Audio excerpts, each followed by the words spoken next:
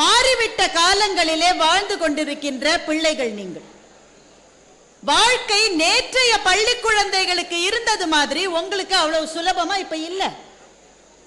நாங்க ஸ்கூல்ல படிச்ச நாட்கள்ல ஒரு நாளாவது ஹோம்வொர்க் பண்ணலையேன்னு வருத்தப்பட்டோம், இல்ல டெஸ்ட் இவ்வளவு இருக்கேன்னு கவலைப்பட்டோம் ஞாபகமே கிடையாது. உண்மையிலேயே இப்ப நீங்க 1ஆம் கிளாஸ் வரதுக்கு முன்னாடியே 9 பேர் கேக்குறாங்க நீ என்னவாக போறன்னு. 1ஆம் கிளாஸ் தான் அந்த பிள்ளை, நீ டாக்டர் ஆக போறியா, என்ஜினியர் ஆக போறியா, அவன் என்னவாக போறான்னு அவனுக்கு என்ன தெரியும்.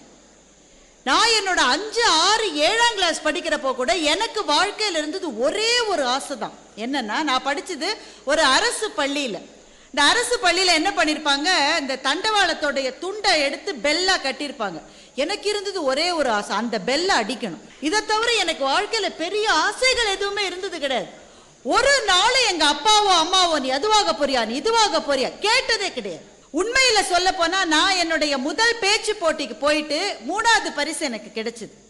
இந்த உலகத்தையே ஜெயிச்சிட்ட மாதிரி அன்னைக்கு நான் இருந்தேன். அது ஒரு இன்டர் ஸ்கூல் போட்டி. அந்த போட்டி முடிச்சுட்டு நான் பஸ்ல வரேன். என்னை வீட்டுக்கு கூட்டிட்டு போறதுக்காக எங்க அப்பா பஸ் ஸ்டாப்ல சைக்கிளோட நின்றுட்டு இருந்தார். என்னை இறக்கி விட்டாரு பஸ்ல இருந்து. நான் காத்துட்டு இருக்கேன். எதுக்கு, என்ன பிரைஸ்ன்னு அப்பா கேட்கணுன்றதுக்காக. அதெல்லாம் ஒன்றும் கேட்கல. பத்திரமா போயிட்டு வந்தியா, சாப்பிட்டியா, சரி சைக்கிள்ல ஏறி உட்காரு. எனக்கு தேவை ஒரு கேள்வி அவர்கிட்ட வரல. வீட்டு வாசல்ல என்னை இறக்கி விடுற போது நான் தாங்க முடியும். அப்பா எனக்கு 3rd பிரைஸ் கிடைச்சிருக்கு, அது முக்கியம் இல்ல, பார்ட்டிசிபேஷன் தான் முக்கிய, பரிசை பத்தி கவலைப்படாது. இதுதான் எங்க அப்பா எனக்கு சொன்னது. இப்படித்தான் பள்ளி குழந்தைகளுடைய உலகம் ஒரு காலத்துல இருந்தது. இன்னைக்கு சில தொலைக்காட்சிகள்ல சின்ன பிள்ளைகளுக்கு போட்டியெல்லாம் நடத்துறாங்க, பாட்டு போட்டி, டான்ஸ் போட்டி. ஒரு பையன் ஒருவேளை ஜெயிக்கலன்னா அந்த அம்மா இங்கிருந்து சுட்டு வரல காமிச்சு நடுவரையே மிரட்டுது. அந்த குழந்தை ஜெயிக்கலனாக்கா இந்த அம்மா விக்கி விக்கி அழுது, இங்க கதறி அழுது. அந்த சேனல்ல இருக்கிறவங்களை நல்லா அழுங்க நல்லா அழுங்கன்றாங்க. எவ்வளவு மன இறுக்கத்திலையும் அழுத்தத்திலையும் இன்றைய பிள்ளைகள் வளருகிறார்கள்ன்றதை யோசிச்சு பார்த்துதான் இந்த தலைப்பை நம்ம அணுகணும். அவர்களுடைய வாழ்க்கை ரொம்ப டிஃப்ரெண்ட். அவங்களும் மாறிட்டாங்க. பிள்ளைகளினுடைய மனப்போக்கும் பெரிய அளவுல மாறிடுச்சு. எங்க அம்மா சொல்லுவாங்க, எங்க தாத்தா இருக்காரு, அவர் ரொம்ப கண்டிப்பு. கண்டிப்புனா எப்படிப்பட்ட கண்டிப்புனாக்கா, வீட்டுல சத்தமே இருக்கக்கூடாது. இப்போ இந்த பக்கெட்ல தான் தண்ணியெல்லாம் தூக்கிட்டு வருவோம். அப்பெல்லாம் இந்த குழால தண்ணி எல்லாம் கிடையாது. இந்த பக்கெட்ல தண்ணியை தூக்கிட்டு வந்து அதை இப்படி கீழே வச்சாக்க அந்த வாளியினுடைய பிடி இருக்கு பாத்தீங்களா, அந்த பிடியை அப்படி அப்படி டப்புன்னு போட்டு ஒரு சத்தம் வந்தா அது அவருக்கு பிடிக்காதான் எங்க தாத்தாவுக்கு. அந்த வாளியை அப்படி அப்படி வச்சு அந்த பிடியை அப்படி கீழே வைக்கணும் லேசா. இந்த சத்தம் கூட வீட்டிலே இருக்கக்கூடாது அப்படின்னு ஒரு தாத்தா சொல்லி அந்த பிள்ளைகள் கேட்டு கொண்டிருந்தார்கள் ஒரு காலத்துல. இன்னைக்கு நம்ம வீடுகளில் இது நடக்குமா? உங்களுக்கு வீடுகளிலே இருக்கிற சுதந்திரம் என்பது பிரம்மாண்டமாக இருக்கிறது. அப்பா அம்மா சொல்லுகிற எதையும் எதிர்த்து கேள்வி கேட்கக்கூடிய மனநிலையில் நீங்களும் இருக்கீங்க. இந்த மாறிவிட்ட சூழ்நிலையை வச்சுதான் இந்த தலைப்பை நாம அணுகணும் இல்லையா? என்னங்க, உண்மையா இல்லையா? நேற்றைய போல வாழ்க்கை இன்றைக்கு இல்லைன்றதை புரிஞ்சுட்டு தான் இந்த தலைப்பை அணுகணும். இப்போ இங்க பேசின ஒவ்வொரு குழந்தையும் ரொம்ப ஆவேசமா ரொம்ப நேர்மையா அவங்க மனசுல இருக்கிறத அவங்க பேசியிருக்காங்க. அந்த குழந்தைகளுக்கு யாராவது ஹெல்ப் பண்ணிருக்கலாம். ஒருவேளை அப்பா அம்மா எழுதி கொடுத்துருக்கலாம், இல்ல டீச்சர் எழுதி கொடுத்துருக்கலாம். சில பேர் எழுதி கொடுத்துருக்காங்கன்றது எனக்கு இங்கேருந்து பாக்குற போதே தெரியுது. ஏன்னா இவங்களோட அவங்க தான் டென்ஷனா இருக்காங்க, நகத்தை கடிச்சுக்கிட்டே இருக்காங்க சரியா பேசணுமேன்னு சொல்லிட்டு. பிள்ளைகளை ஜெயிக்க வைக்க வேண்டும் என்று நினைக்கிற பெற்றோர்களினுடைய ஆயுதமாக எது இருக்கணும்? கண்டிப்பா கனிவா. இதுதான் இன்றைக்கு இருக்கிற இந்த கேள்வி. இப்ப யார இதை ஓட்டிங்லாம் எடுத்து இதை முடிவு செய்ய முடியாது. எது உங்களுக்கு நல்லது அப்படின்னு சொல்லிட்டு நம்ம நேர்மையா கொஞ்சம் யோசிச்சு பார்க்கணும். இங்க பேசினவங்கள கண்டிப்புன்னு அந்த அணியில பேசினவங்க சொன்ன சில கருத்துக்களை நம்ம ரொம்ப நேர்மையா யோசிச்சு பார்க்கணும். அடி உதவுற மாதிரி அண்ணன் தம்பி உதவ மாட்டான்ற பழமொழி இந்த ஊர்ல காலங்காலமா இருந்துட்டு இருக்கு சார். ரொம்ப நாளா இருந்துட்டு இருக்கு. அடிச்சாதான் பையன் கேட்பான்றது உறுதியான நம்பிக்கையாக இருந்திருக்கிறது.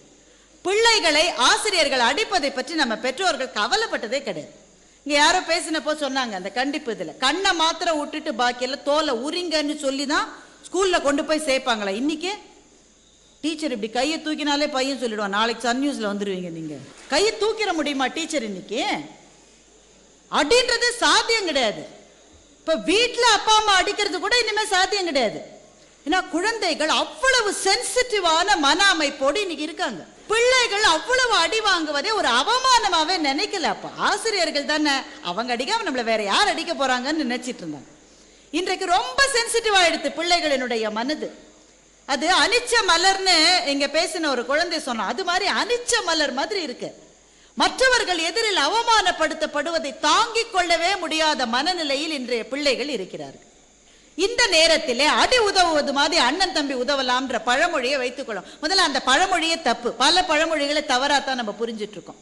அந்த பழமொழியோட ஆரிஜினே என்னன்னாக்க, ராமனுடைய பாத அடியை பரதன் வைத்து கொண்டு ஆட்சி செய்தான். அந்த பாத அடி அவனுக்கு உதவுவது மாதிரி அவனுக்கு உண்மையான அண்ணனான ராமன் உதவவில்லை. அதனால அண்ணனே உதவாத போது கூட அண்ணனுடைய அடி உதவுன்றது தான் அதனுடைய அந்த பழமொழியினுடைய அடிப்படை. நமக்கு சௌரியமா இருக்குன்னு அடி வெளுக்கிறதுக்காக அந்த பழமொழியை வச்சிட்டு இருக்கோம். அந்த பழமொழி இந்த காலகட்டத்துக்கு நாம் எடுத்துக்கொள்ள முடியுமா? குழந்தைகள் இவ்வளவு சென்சிட்டிவான மன அமைப்போடு இருக்கிற போது அதை ஒத்துக்கொள்ள முடியுமா? முதியோர் சொல்லும் முதுநெல்லி கனியும் முதலிலே கசக்கும் பின்புதான் இனிக்கும். ரொம்ப அழகான பழமொழி, மிக மிக அழகான பழமொழி. கண்டித்து சில விஷயங்களை சொல்லுகிற போதுதான் கேட்கணும்ன்ற மனநிலையே வருது. காந்தியே அவருடைய ஆசிரமத்திலே இருந்த பையனை ஒரு முறை அடித்து விட்டார். என்ன சொன்னாலும் அவன் கேட்க மாட்டான். அஹிம்சைக்கு பொருளாக விளங்கிய காந்தியே ஒரு முறை ஸ்கேலை பயன்படுத்தி இருக்கார். ஆனா அந்த பையன் அதுக்கு பிறகு அவர் சொன்னதெல்லாம் கேட்டு நடந்திருக்கான். அவருடைய மனசிலே அது மிகப்பெரிய குழப்பத்தை ஏற்படுத்தி இருக்கிறது. இப்ப அந்த அடி கரெக்டா தப்பான்னு கடைசி மட்டும் யோசிச்சுட்டே இருந்திருக்காரு அவர். சில பிள்ளைகள் எக்ஸ்ட்ரீம்ஸ்ல பிஹேவ் பண்றாங்க. கிளாஸ்ல ஓயாம பேசுறாங்க. என்னதான் செய்வீங்க நீங்க? இன்றைய பிள்ளைகளுக்கு இருக்கிற சுதந்திரத்தை நினைக்கிற போது எனக்கு பயமா இருக்கு சில சமயத்து. என் பொண்ணு 7ஆம் கிளாஸ்ல படிக்கிற. ஒரு நாள் வந்தவன சொன்ன, அம்மா புது மிஸ். அப்படியே அம்மா மிஸ் பேர் என்ன? இன்னும் வைக்கல.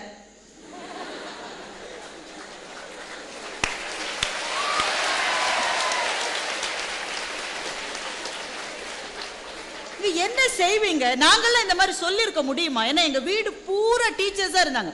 டீச்சருக்கு பேர் வச்சிருக்கோன்னு சொன்னாலே தொலைச்சிருவாங்க. இன்னைக்கு அவ ஜாலியா சொல்ற, இன்னும் வைக்கல. டீச்சர்ஸ் இவ்வளவு ஜாலியா எடுத்துக்க கூடிய மனப்பான்மையில அவர்கள் இருக்கிற போது ஓரளவு கண்டிப்பு நமக்கு தேவையாத்தானே இருக்கிறது என்பது நம்ம யோசிக்க வேண்டிய விஷயம். ரொம்ப ரொம்ப எனக்கு பிடிச்சது என்ன தெரியுமா? குகன்ற பையன் பேசும்போது சொன்னா, கண்டிப்பு இல்லாதவருக்கு கருணை காட்டவே முடியாதுன்னு சொன்னா. ரொம்ப யோசிக்க வேண்டிய ஒரு சென்டென்ஸ். அதை நீங்க கொஞ்சம் யோசிச்சு பாருங்களேன். எப்பவுமே சிரிச்சுக்கிட்டே இருக்கிற ஒரு டீச்சர் உண்மையிலேயே கருணை மயமானவராக இருந்தா கூட அவர் ரொம்ப நல்லவர்னு பையன் சொல்லவே மாட்டான். கண்டிப்பா இருக்கிற ஒருவர் அவருடைய மனசுக்குள்ளே இருக்கிற கருணையை சில சமயங்களிலே வெளிப்படுத்துகிற போது திட்டினா கூட அவர் ரொம்ப கருணையுள்ள சார்டா அவர் தான், அவருக்கு தான் பேர் கிடைக்கும். குகன் சொல்லுகிற அந்த வாதத்தை நாம் புறந்தள்ளிவிட்டு இந்த பிரச்சனையை பார்க்க முடியாது.